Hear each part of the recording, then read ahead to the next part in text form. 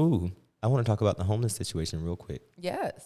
So there is a homeless guy who lives basically outside of our apartment. Mm-hmm. And he has a dog. Sometimes it's on a leash, sometimes it's not. But I'm trying to be kind, and I think about kindness, but then I have people like my mom on the other side of the world is like, oh my gosh, Jeffrey, why don't they just leave those people alone, those homeless people? And I'm like, Mommy, if those people came to where we are, they're not going to be able, they won't survive. They're not going to let them be homeless there. You know what I'm saying? But then they come to Los Angeles, and there are times that I can't walk on the street because people have set up their camps on the sidewalk as if you guys are not going to walk on the sidewalk. It is mine, and this is my private property, so we can't touch their private property. So, yeah, I just had, so the reason I'm bringing this up because one of my friends put on her page that, hey, can you guys help me out? I don't need any politics or public opinion, but somebody needs help buying a tent because somebody ripped his tent. And so I'm just like, girl, I don't even want to talk about it. I don't even want to donate. If you want to donate to me, donate to a food bank. You know what I'm saying? Donate to a place. Oh, yeah, and there are lots of layers. I understand. Some people have mental. Some people are down on their luck. Some people just don't want to work. You know what I'm saying? There are so many different things. So it's very hard. But I just think that everybody should not have to suffer because these people or people have decided that they don't want to be with society, or they don't want to buy a house, or they don't want to work hard enough to rent an apartment or anything like that. So that's my issue lately. Well, I feel like this is like gotten worse with the pandemic. Oh, yeah. So I've seen more tents on regular streets. When I say regular, I mean residential streets than I've ever seen since I lived here. The underpass of the highway is bombarded with tents and people, and even bus stops. Like if you trying to catch the bus and you want to sit down, that thing is taken over by the homeless person who is there with their own campment right there. And I just walked past the guy, and you know, for me, you know, I look at them, they are people, they're down on their luck, but then I also don't know what that comes with. So like you said, it could be mental, it could be this, it could be that. I've heard the stories of a homeless person attacking somebody or killing somebody. Right. And then when you're like a female walking down the street and you're like, well, I don't want to make them feel like outcasts and just avoid them. And then, because that's what I try not to do. I don't try to avoid. I try to like continue like if it was a regular person. Right. I'm with you. But then sometimes I'm like, if I see somebody talking to themselves, I'm going to be like, no, I'm going to go ahead and cross the street and do those type of things because I don't want that kind of confrontation. But it has gotten out of control. And, you know, I talk to people and I'm like, what is it that we can do? And they're like, oh, we've set up programs, this, that, and the other. But it's up to that person to want to be a part of it. Well, I went to Starbucks right here on Fairfax, and maybe it was like 5:45 in the fucking morning, and I'm standing at the counter, and as this guy's handing me my coffee, somebody walked in and was like, "Fuck you," and he came up to me, "I'm talking to you, bitch," and I'm like, just looking, I'm like, God, poop, I'm gonna dash this coffee right in his face, and so somebody came out from the back and said, "Hey, get out of here, get out of here." So the guy kind of left, and he was like, I'm just standing there like. I was frozen, but not frozen. Because I'm just like, okay, Jesus, please don't let him touch me. Because this coffee is hot. And thank God I had this coffee in my hand. But I'm just going to dash it in his face. Yeah. But those are scary, scary, scary incidences. And on Fairfax, I've seen naked people, naked women walking. I'm thinking, okay, did somebody rape this lady? Is she out of her mind? But like, imagine I'm here at 5:30 and 5:45 in the morning. And there are a lot of crazy ass stuff that happens during those times. And when do we stop caring about our children? Like, I feel like we're putting so much attention on, basic human rights and, these are people too, but so is kids. Like, I can't imagine having my kid with me and then some homeless person just comes out butt naked or screaming and like traumatizing my poor kid. It's like, I just can't like imagine. Like, I'm all for human rights. I'm all for, treating people. Like, I've come in contact with nice homeless people where I'm like, this is my little homie. Hey, like, good to see you. They're very respectful. They try to keep their space neat. But then we know there's ones who are just like, I used to have this one guy who I swear, I told my mom, I said, if one day you see me on the news dead, it's this guy right here who took me out. Because, like, when I tell you, would stare at me intensely and, like, sometimes we'll have these, like, outbursts and start yelling, and I'm like, does he see something that I don't see? Like, every time and it really did make me scared. Yeah. And it's just like, look, we can find a balance between respecting their rights and also keeping us safe, keeping our children safe, keeping the streets safe. And it doesn't do them any good by just letting them be. Like, they don't get any better by just being like, we'll just ignore this problem. Like, some of them do want help. Some of them don't. But at the end of the day, it's about the whole society. Yeah. And you got to do what's best. And, I don't necessarily have the solution, but I also think a lot of the solutions they're coming up with now isn't the way. Yeah, when there was like a family who was living at the end of my block, every other day we would see the police down there telling them like, hey, and make them move their tent. 2 days later they come back. So then finally on next door somebody had wrote, why? Police officers are not going to arrest people for being vagrants on the street because they're not doing anything that's against the law. And if they do arrest them, say for instance, because they're drunk, they're going to be in the jail for 36 hours? No, 72 hours. And then for 3 days. And then they come back out and guess where they're going to go? To what's familiar to them. So they're going to go back to the same spot. And so no matter how many times we call, it's the same process. Lock them up for 3 days, they come back out, they come to the same place. Lock them up for 3 days, come back. Because there is nothing by law that we can do to keep them in their space. And to not come on a residential block. And not to be on the sidewalk. There's nothing that they can do to keep people on the sidewalk. The only thing that they can say is, hey, we have to get rid of your tent because your tent can't be here. So basically, but we can still live on the sidewalk. I'm just trying to. No, it's not. It's not that. But what they were saying is it's going to be a daily thing, and they'd rather fight other crimes, correct, than have to keep coming over here every day because we're bothered by seeing a homeless person here. And recently, I think they passed. I'm pretty sure it was citywide that the homeless can't have encampments within like 500 feet of like a school or something like that. And it's like, I heard that. Why can't you extend that to other areas? It's not just the school. You do know my home has my kids as well, right? Yeah. Like, or 500 feet of a dwelling of any sort of a business. Like I know people whose businesses have gone out of business because they've caught people masturbating. Girl. The guy by our place, he's been masturbating lately. He drinks. He wakes up. I'm up at 5 o'clock in the morning, and he's yelling, blah, blah, blah, blah, blah, underneath somebody's window. But we can't stop him.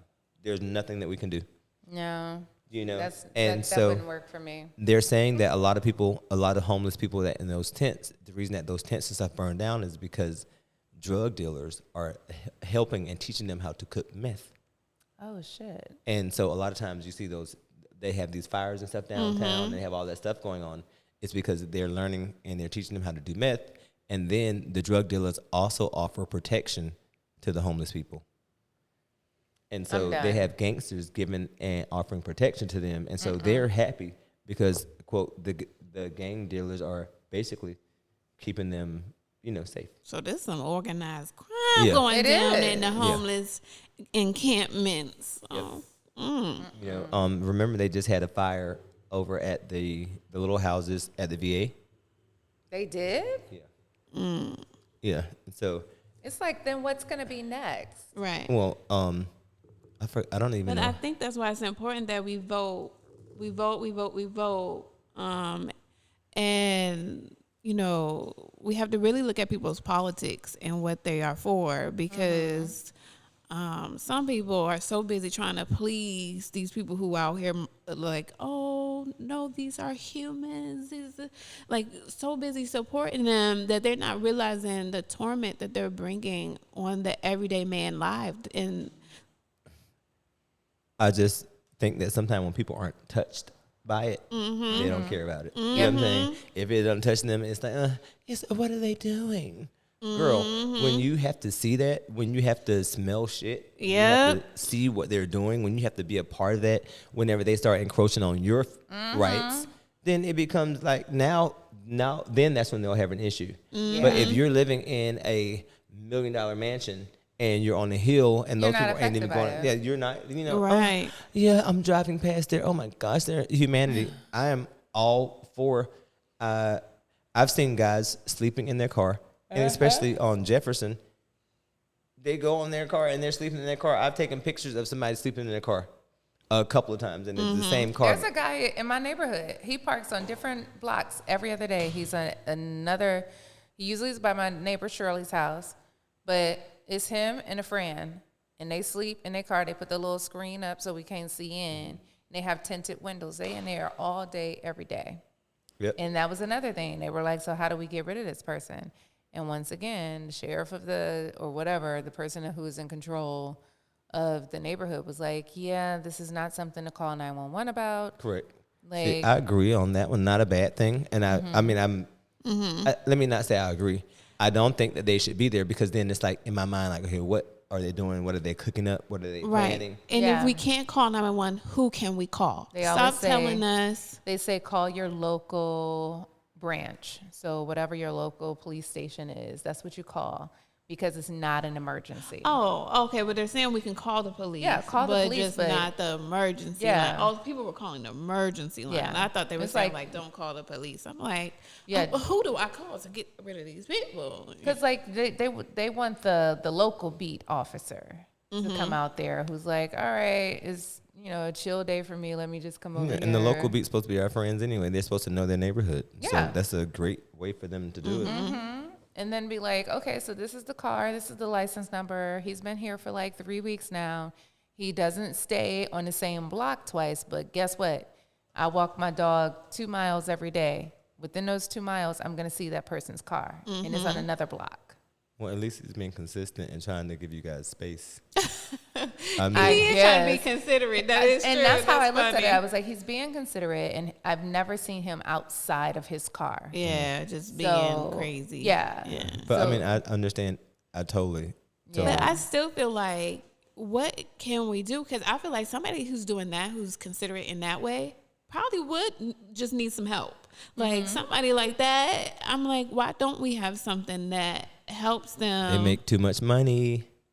Yeah. They want you to be down and out and not have a penny. Right. And then when you're down and out and not have a penny, then they put you in there, then you're still trying to do something to get another penny. Yeah. And usually a lot of women who are on drugs, if they have a child, they know that child is their ticket. So they got to keep one in order for them to get head of line privileges for a homeless shelter. Head of line privileges for benefits, because when you got that child, that's what the people they're looking out for. Yeah. And I always say to my neighbor when we're walking, I'm like, but this guy can afford gas. Gas is expensive. And he's like, gas versus paying over $1,000 for rent for a studio. He was like, I understand why the guy's in his car. He was like, I'll pay $40 a week in gas versus paying $1,000 for rent. And that's just for rent. That's not for your utilities or whatever else. And I was like, well, now that you put it that way, I guess you paid $99 for a membership at 24 Hour Fitness, right? And you go in there and take a shower. Yeah. And even with the affordable housing, it's still like high, the amounts that they charge. I remember when I first moved out here, affordable housing, you could probably get you a studio around like 7 or maybe like 5 something for affordable housing. What is that? It's just like a whole program ran through the state where it's like literally they have apartments that's available in certain apartment buildings that they can offer to you for a lower price. So it's like, because I remember when I first came out here, I was like, I need some affordable housing. So what did you look into? Is there like a It's website? like a it's a it's a website, website. and then you apply for it, and then you're usually on a waiting list. The waiting list is anywhere from a year to like 3 years. Yeah, and they need to do better with that. It's like when someone does need help, we can't wait 3 years to get them the help. You know, like. But and this is another thing of sometimes people get on the list and don't take themselves off, and they might be doing better. But now you're taking up a spot for somebody else who needs to be on that spot. And I know a lot of people who used to do that in New York because in like Hell's Kitchen area, they had like a SAG housing building where actors could get a nice 1-bedroom studio or whatever for like super cheap. But the actor wouldn't have to update their income. So I know actor friends who were in the affordable housing building. Were you part of it? No, I never got in. I wish I would have. Baby, I would have done that. I'm not kidding.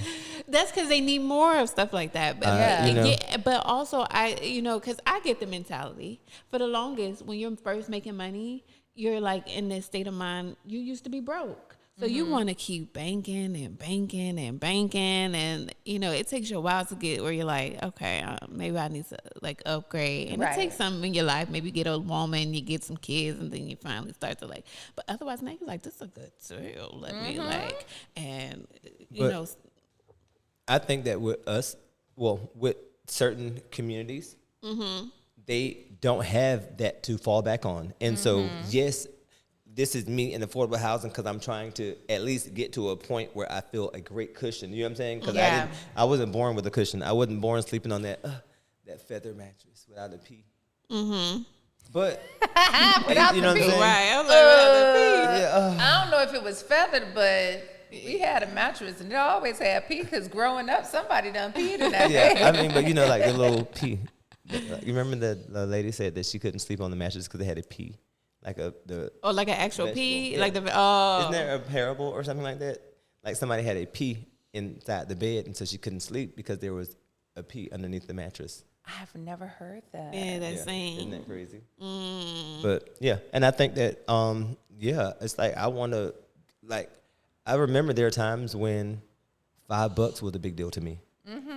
I'm just like, and I'm not gonna say it was less than 15 years ago. It was less than 13 years ago. You know what I'm saying? Like $5 was a lot. Yeah. Yeah. So Yeah. when I moved to California, I also thought to myself that if I have to sleep in my car, I will. I told myself that if I had to sleep in my car, then hey, I will. I didn't have anybody with me. So it's like, okay, me and Chloe, girl, we're going to be sleeping in that car if we needed to. I never had to do that, thank God. But I don't think that I would be, I don't know. Just keep it up. That's all I'm saying. Yeah. If you got to be homeless, why let that reflect in the way you live? Like if I'm going to have a camper, if I'm going to have a car, why can't I make it look nice? Keep it clean. Like I don't understand why they just let themselves go. And Well, think about it. That comes with depression. Like I would be depressed if I let myself go to the point that I have now chosen to leave in my car. That comes with some sort of mental illness, be it anxiety, depression. It could be a multitude of things that made them get to this point. So when you're in that point, the last thing you're thinking about is keeping up your car, keeping up your tent. You're just like, I want to make sure nobody breaks into my shit or takes my shit. Even though half of 70, 80%, 95% of it is trash. Yeah, trash. Yeah. Don't throw that away. I need that. Yeah. Somebody's going to come looking for that, and I'm going to have it for them. And I get it, like depression, that it does make you give up on all that stuff. But that also giving up on all that stuff and letting everything go, that's just only gonna make you even more depressed. Yeah. And, you know, it's just like a downward spiral. Yeah. Right. And that's why it's important for our city and our state officials to like step in and really figure out how to fix this madness, because it's truly just mad. Like, oh, it is. When I first lived over in Koreatown, like you would hardly see, like you maybe have one or two homeless people I would be seeing. Now, oh, you can't walk 2 feet out your door before you see one, and it's like, Of course, it's blame the governor. what am I supposed to do as a fellow man? I can't go out there with no. If I go out there, we don't have to worry about the homeless person, all right? But now you got to worry about me in jail. I'm just saying, people are always saying blame the governor. You know what I'm saying? It's like, oh, no, blame the weather. There are other states that people could go to, but they're coming here. You know what I'm saying? It's expensive to live here. Yeah. Like, hello, it's expensive to live here. Why would you even come here if you can't take care of yourself? Yeah. Go to a different city. I'm just like, all these people are, wow, we know where to go.